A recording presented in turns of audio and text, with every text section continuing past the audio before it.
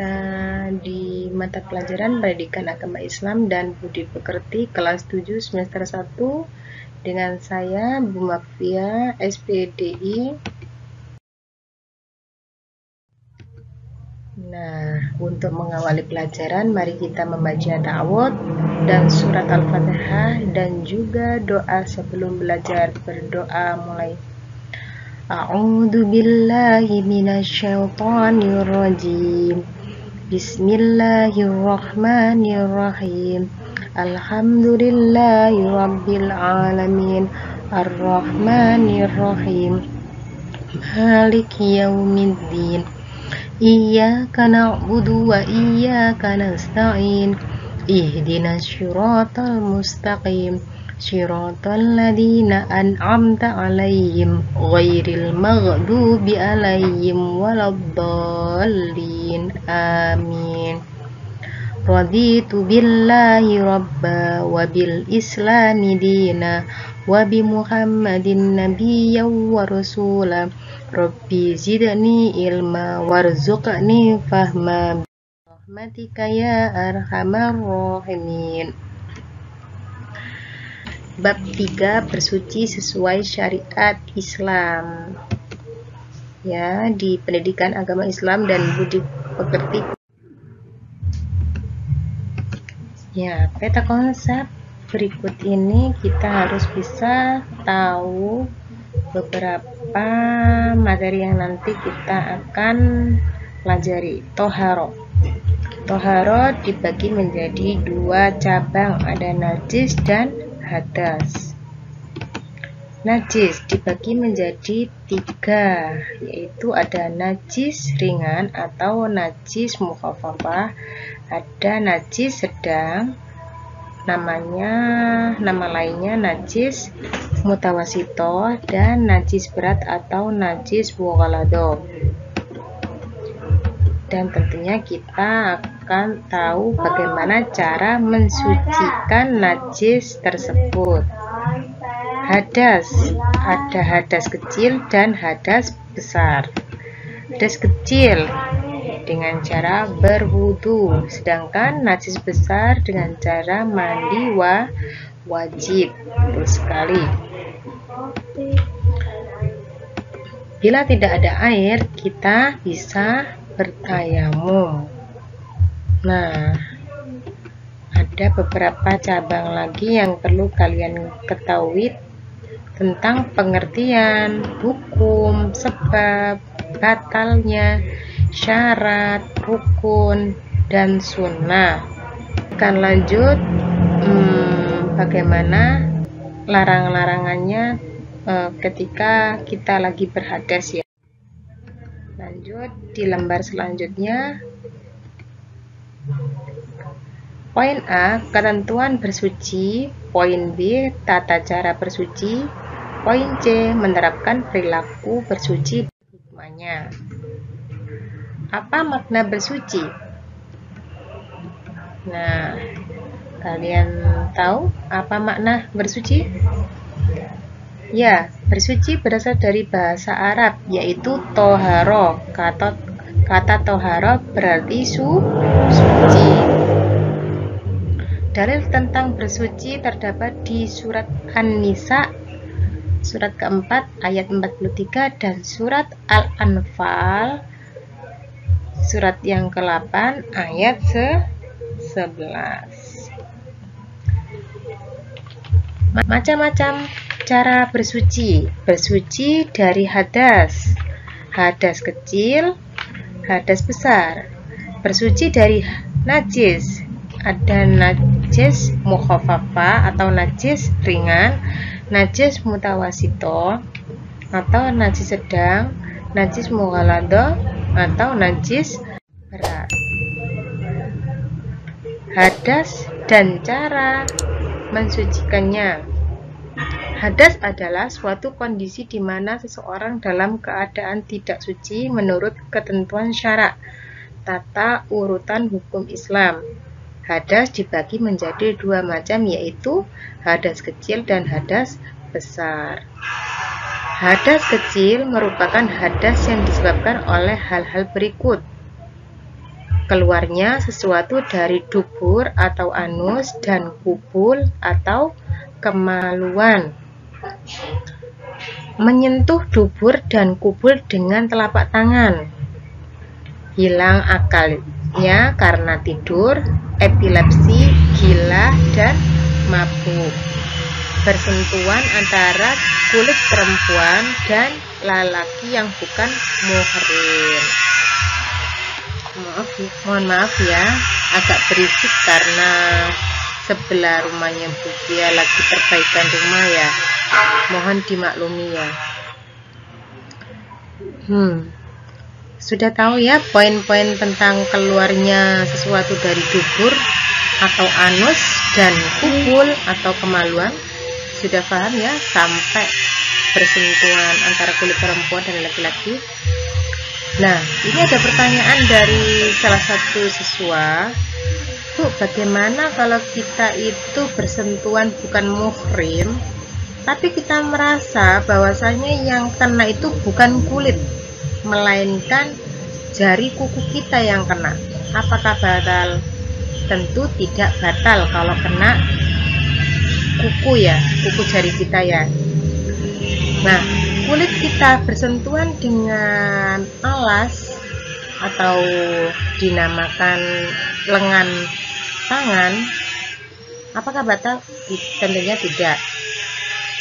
Ada lagi yang bertanya tentang hilang akalnya karena tidur, epilepsi, gila, dan mabuk. Bagaimana kalau dia itu tidurnya sadar dalam kondisi duduk? Apakah batal? Tentu tidak. Kalau tidurnya itu sampai tidak sadar, ibarat kata orangnya itu duduk sampai jungkal ke depan, berarti dia itu sudah tertidur nyenyak. Pokoknya pantatnya sampai terangkat, berarti bisa membatalkan wudhu ya. Lanjut, cara mensucikannya dengan cara berwudhu atau bertayamum bila tidak ada air. Lanjut, hadas dan cara mensucikannya. Hadas besar adalah kondisi hukum di mana seseorang sedang dalam keadaan janabat. Janabat adalah suatu hukum yang tidak berbentuk fisik sehingga janabah tidak identik dengan kotor. Hadas besar merupakan hadas yang disebabkan oleh hal-hal berikut: berhubungan suami istri, datang bulan atau haid bagi wanita, melahirkan atau wiladah, keluarnya darah nifas bagi wanita, keluar mani, dan meninggal dunia. Sudah paham ya tentunya anak-anak ya? Ada yang tanya, wiladah itu apa sih Bu? Oh iya, wiladah adalah darah yang keluar bersamaan dengan bayi ya, yang keluar dari jalannya. Sedangkan nifas adalah darah setelah melahirkan. Sudah paham ya? Ya, lanjut. Cara mensucikannya dengan cara mandi wajib atau bertayamum apabila tidak ada air. Najis dan cara mensucikannya. Najis adalah suatu benda kotor yang menyebabkan seseorang tidak suci, seperti kotoran manusia dan hewan, bangkai, darah, nanah, miras, anjing, dan babi. Najis dibagi menjadi 3 macam. Ada najis mukhaffafa atau ringan, najis mutawasito atau najis sedang, najis mughalladho atau najis berat. Najis mukhaffafa merupakan najis yang tergolong ringan. Contohnya, air kencing bayi laki-laki yang usianya belum mencapai 2 tahun dan belum makan atau selain minum ASI ya, kecuali ASI. Bu, bagaimana kalau dia itu belum mencapai 2 tahun tapi sudah dikasih makan pisang, terus roti dan lain sebagainya? Bagaimana? Ya najis bukan najis mukhafafah lagi itu, melainkan najis mutawasito ya. Yang dimaksud dengan najis mukhafafah itu air kencing bayi laki-laki yang usianya belum mencapai 2 tahun, hanya minum ASI saja ya. Cara mensucikannya, cukup dipercikan air yang suci pada tempat yang terkena najis. Jadi misalnya kalau kena selendang atau gendongannya ya, yang kena air kencing bayi laki-laki tadi yang minum ASI saja, cukup dipercikan saja yang kena najis. Nah, ini ada gambar ya. Caranya cukup dipercikan saja yang terkena najis. Yang pertama, hendaklah dihilangkan atau dilap najis itu terlebih dahulu. Selanjutnya, rejiskan dengan air mutlak tempat yang terkena najis. Setelah itu baru diakhiri dengan lap hingga kering. Najis mutawasito. Najis mutawasito adalah najis yang tergolong sedang. Kebanyakan najis yang tergolong dalam jenis najis mutawasito seperti darah, nanah, kotoran manusia atau binatang, muntah-muntahan bangkai, dan minuman yang memabukkan. Najis ini dibagi menjadi dua, yaitu najis ainiyah dan najis hukmiyah. Ya. Najis mutawasito ainiyah yaitu najis yang dapat diketahui dengan indera seperti warna atau bentuk baunya atau rasanya. Cara mensucikannya, dicuci dengan air mengalir sampai hilang warna atau bentuknya, baunya, dan rasanya. Nah, ini ya. Contohnya apa ya? Sudah tahu belum? Ya, betul sekali, seperti kotoran hewan. Biasanya kan kotoran hewan itu seringkali ada di teras rumah kita ya. Ya, hal yang paling menjengkelkan adalah ayam tetangga. Iya, sampai kotorannya itu ada di depan teras ya. Akhirnya kotoran hewan itu sukar untuk dihilangkan, apalagi yang namanya kotoran, bahasa Jawanya lantung ya, yang menjijikkan. Biasanya itu sukar untuk disucikan. Nah, hal itu harus disiram ya. Disiram setidaknya kalau itu masih masih basah ya. Masih basah, kalau di teras cukup disiram, terus dikosok sama sapu hijau. Kalau masih kelihatan warnanya, dikosok-kosok lagi, baru itu dicarikan atau diguyur sama dengan air mutlak, air yang mensucikan. Kalau sudah bau, rasa, dan bentuknya hilang, maka sudah sah dan suci. Nah, lanjut ya. Najis mutawasito hukmiyah yaitu najis yang tidak dapat diketahui dengan indera seperti warna atau bentuknya, baunya atau rasanya, namun kita yakin najis tersebut ada, seperti percikan air kencing pada celana yang sudah kering. Cara mensucikannya, dicuci dengan air yang mengalir tanpa harus hilang warna atau bentuknya, baunya, dan rasanya karena tidak nyata. Sudah paham ya kalau najis hukmiyah ya?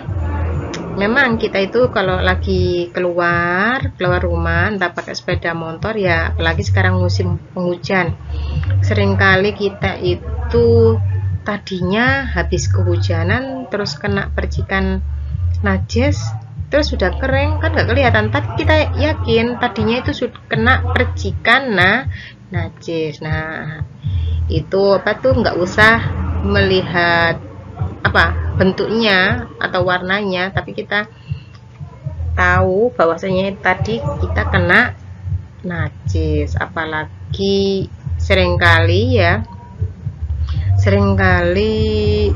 Ya itu tadi, kalau di luar pasti kayak musim penghujan gini sedikit-sedikit kepercikan najis ya. Lanjut. Nah, ini tutorial gambarnya. Hendaklah dibuang najis itu terlebih dahulu. Setelah itu dicuci dengan air mutlak tempat yang terkena najis sehingga hilang bau, rasa, dan warnanya. Sudah bisa dipahami ya? Najis dan cara mensucikan. Najis mughalladho adalah najis yang tergolong berat, yaitu najis yang bersumber dari anjing dan babi, baik jilatannya, air kencingnya, daging, tulang, darah, maupun bangkainya. Cara mensucikannya: dicuci dengan air yang suci sebanyak 7 kali dan salah satunya harus dicampur tanah atau debu yang suci ya. Nah, berikut adalah tutorial gambarnya adalah: pertama, hendaklah dibuang najis itu terlebih dahulu ya, diguyur sama air mutlak pertama. Terus yang kedua, tempat yang terkena najis itu disertai dengan air bercampur tanah ya. Ambil air terus dimasukkan di bak atau tong ya, yang bercampur dengan tanah, terus lumuri tempat yang terkena najis. Setelah itu sebanyak 7 kali loh ya, jangan lupa. Terus salah satunya terakhir dibilas sama air mutlak. Terus selanjutnya cuci dengan air mutlak sebanyak 6 kali hingga hilang warna, bau, dan rasanya. Perbedaan hadas dan najis. Hadas ya, berupa perbuatan atau tindakan. Contoh: buang air kecil, buang angin, buang air besar, menyentuh kemaluan, dubur atau kubul, haid, nifas, dan junub. Pembagiannya ada hadas kecil dan hadas besar. Cara mensucikannya: berwudu, mandi wajib, dan kalau tidak ada air harus pakai tayamum ya. Pengganti wudu dan mandi wajib adalah tayamum. Najis berupa benda di luar tubuh. Contohnya air kencing, nanah, darah termasuk darah haid, kotoran kucing, bangkai, dan sebagainya. Pembagiannya ada 3, yaitu najis mukhaffafa atau najis ringan, najis mutawasito atau najis sedang, dan najis mughalladho atau najis berat. Cara mensucikannya dengan cara berwudu dan mandi wajib. Apabila tidak ada air, penggantinya dengan cara bertayamum. Benda-benda yang dapat dipakai untuk bersuci, yaitu pertama adalah air ya. Selanjutnya apa ini? Kertas. Terus tisu. Apa ini? Batu ya. Batu. Kayu. Apalagi ini? Daun kering. Dan debu. Semuanya ini bisa untuk digunakan untuk istinja atau membasuh setelah buang air kecil atau besar. Tata cara bersuci. Bersuci dengan mandi wajib, bersuci dengan berwudu, bersuci dengan tayamum. Nah, masing-masing ini ada rukunnya ya anak-anak. Bisa dipahami ya? Bisa lanjut? Oke. Bersuci dengan mandi wajib. Rukun mandi wajib ada 3. Niat mandi wajib. B. Menghilangkan najis dari badan. C. Mengalirkan air ke seluruh anggota tubuh dari ujung rambut hingga ujung kaki. Rukun wudhu. Niat wudhu. B. Membasuh muka. C. Membasuh kedua tangan hingga siku. D. Mengusap kepala. E. Membasuh kaki hingga mata kaki. Dan tertib. Bersuci dengan tayamum. Tata cara tayamum. 1. Niat tayamum dan membaca basmalah. 2. Menepukkan telapak tangan ke tempat debu. 3. Meniup debu di telapak tangan agar tidak terlalu tebal. 4. Mengusap muka dengan telapak tangan yang berdebu. 5. Mengusap tangan sampai siku. Penerapan perilaku bersuci dan hikmahnya. Penerapan perilaku bersuci menjaga kebersihan diri sendiri, menjaga kebersihan lingkungan, menjaga kebersihan rumah, menjaga kebersihan sekolah.